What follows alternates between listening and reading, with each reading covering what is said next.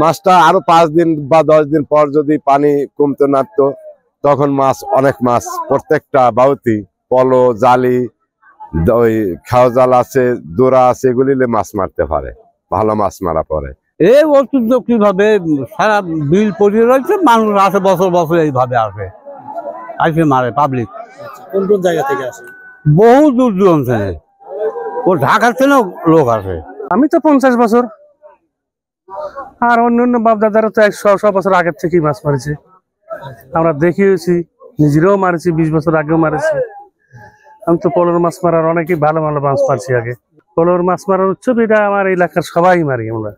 বাউত উৎসবে এসেছিলাম খুব উৎসাহ এবং আনন্দ এবং উৎফুল্লতা নিয়ে, কিন্তু এখানে এসে দেখলাম এবারে লোক প্রচুর হয়েছে, কিন্তু পানিতে মাছের অভাব। ফুল বেলে আমরা আসছিলাম মাছ দেখার জন্য, কিন্তু আসলে এই প্রতি বছরের ন্যায় যেভাবে মাছ ধরা হয় এবছরে মাছ ওইভাবে মানুষ আনন্দ উৎসব মারতে পারে নাই। কেন? কারণ হচ্ছে মাছ পানিতে নাই বললেই চলে, সবাই এসে আনন্দ উৎসব করতেছে কিন্তু মাছ ধরতে পারতেছে না। 100 বছর আর কি ধরে মাছ খুব উৎসব হয়, মাছ এই 2-3 বছর ধরে মাছ পাওয়া যাচ্ছে না। আমার যে এলাকার ঐতিহ্যবাহী এটা রৌল বিল নাম, অনেক জায়গা থেকে লোকজন আসে, কিন্তু আগে ধরেন খুব লোকজন আসছে, এখন একটু কম আসে, মানে মাছের কম, এই উৎসব একটু কম হয়। বাউত উৎসবটা অনেক মানুষ আনন্দের সহিত মাছ মারতে আসে, কিন্তু এই যে চায়না জালের জন্য সবাই আনন্দ নিয়ে আসে, কষ্ট নিয়ে যায়।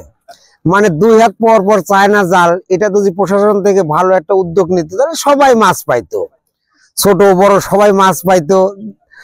আমরা যেমন নাটোর থেকে আসছি কত আনন্দ, সারা রাত আনন্দ করে এখন কষ্ট নিয়ে যাচ্ছি। যদি চায়না জালগুলো যদি একটু রোধ করা যাইতো তাহলে হয়তো বা সবাই মাছ পাইতো।